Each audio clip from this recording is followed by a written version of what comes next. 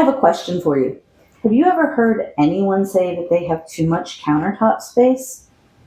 Have you?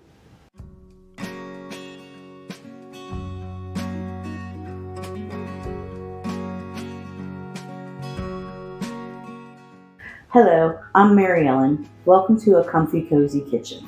I bring you all the tips, tricks, hacks, and strategies that I've learned over the past 30 years cooking in over 18 different kitchens. Over the years, I've learned a lot about how to make any kitchen function, no matter its size, layout, or configuration.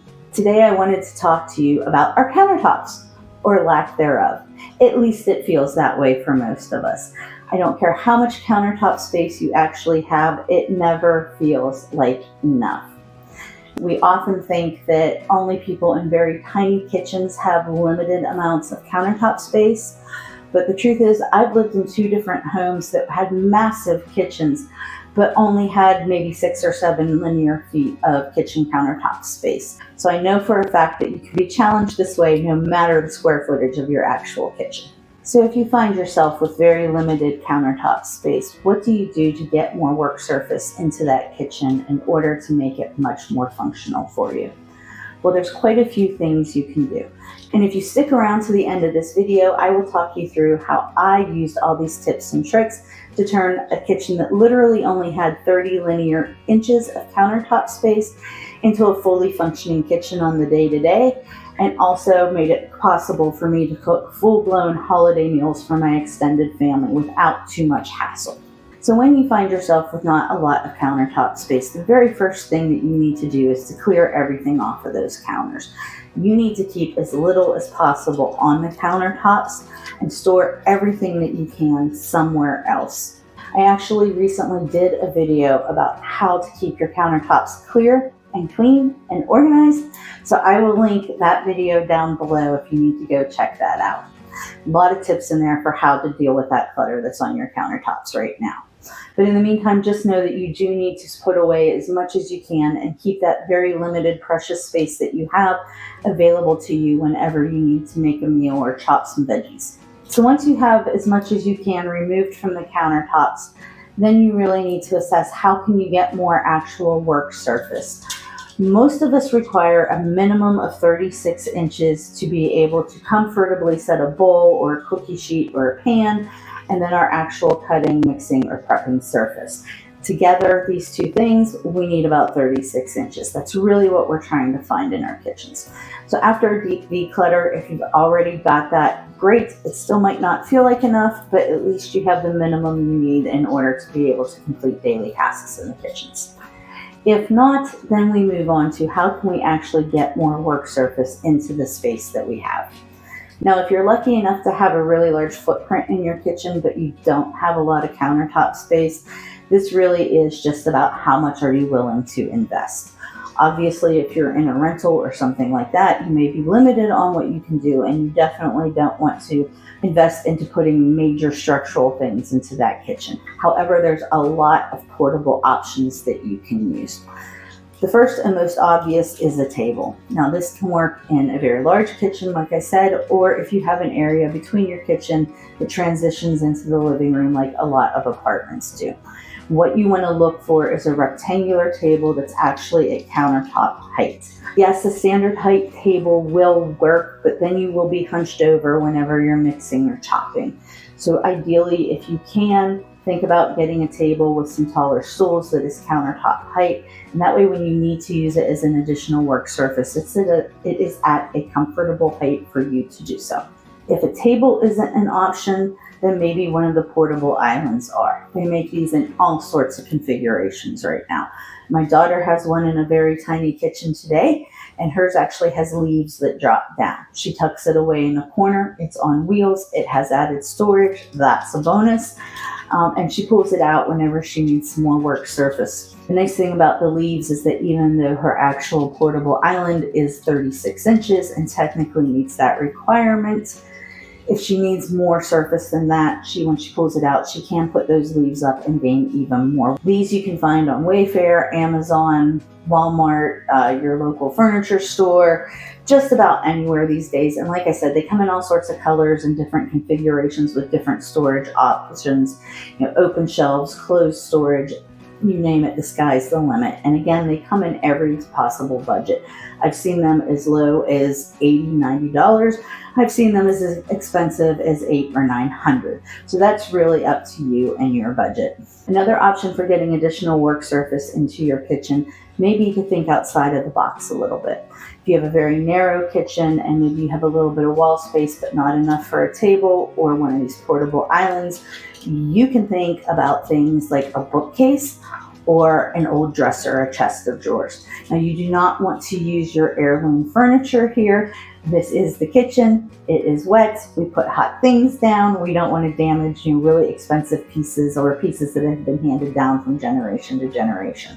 This is where you want to look into thrift stores or maybe something that your children have outgrown that wasn't a great quality piece to begin with.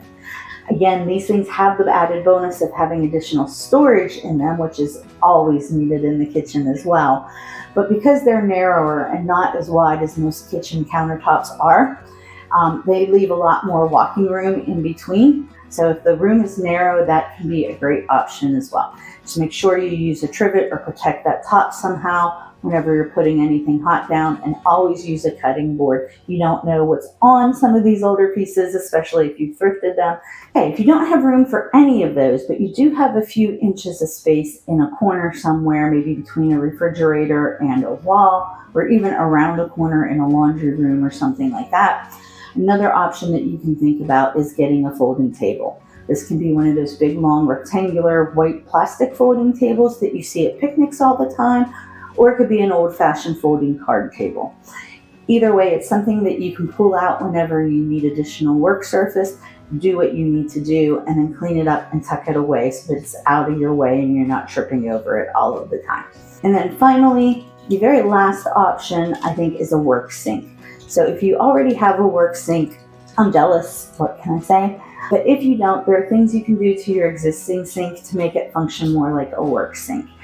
So the work sinks basically have all sorts of things in them, including a cutting board. And that's really what we're focused on here, right, is that cutting board aspect, because it spans that whole sink. And between it and any countertop space that you might have on either side of it, you're likely to get that 36 inches that we're striving for. If you don't have a work sink, but you have a single basin, one big basin in your sink, they do make aftermarket inserts that you can fit into that. You just need to know the dimensions of your sink and search around on Amazon, Wayfair, all the normal places, and I'm sure you can find something that will fit into that sink.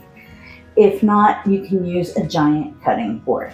A lot of people do this. So you're just looking for a cutting board that will span your entire sink so that it's nice and secure on there, and then you can use it to get that additional cutting, mixing surface as well. The nice thing about those is that often they fit in the cabinet under your sink. So finding a place to store them is kind of a no-brainer. Now, I've even heard that some people use this cutting board hack on their stoves. I do not recommend that, and I would caution against it. You really need to make sure that your stove is not only off, but if it's been used recently, that it's completely cooled down. So, do at your own risk, but not something I recommend. All right, I promised you if you stuck around to the end of this video, I would talk you through how I took a kitchen with only 30 linear inches of countertop space and made it workable on the day-to-day. First things first, there was nothing on my countertops. Nothing. The actual countertop space that I had was incredibly precious, and I wasn't about to clutter it up. So I put in a shelf above my stove where I could put my salt, my pepper, my sugar, my day-to-day things like that I needed. Even my coffee maker was put on top of my refrigerator so that it was not sitting on my countertops. When I needed it, I would pull it down. And I do drink coffee every single day. What really ended up being a lifesaver for me was that I had a little window with a little bit of space under it, about 40 linear inches under there. It was a very narrow kitchen, so I couldn't have anything too deep, and that was really where I discovered the joys of using a dresser.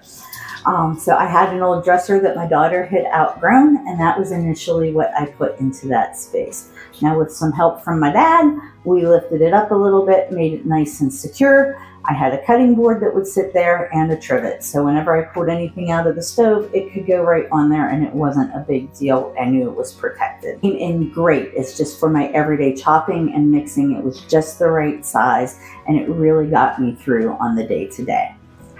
Now for the really big cooking events like holidays, that's where I had a folding card table and I had it tucked away around the corner in the laundry room. It was an ancient old folding table, but I was a single mom with no budget and that's what I could get my hands on. So whenever I was doing those big family meals, I would pull it out.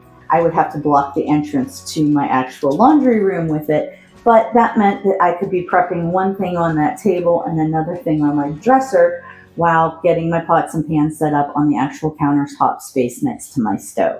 So at the end of the day, it all worked. And then once everything was in the oven or on the stove, I could fold that up and tuck it back away.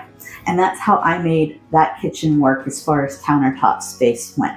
So we've covered quite a bit today. I hope that you've learned something, taken away at least 1 or 2 tips that might help you if you have limited countertop space. Please like, subscribe, and share, and I'll see you next time.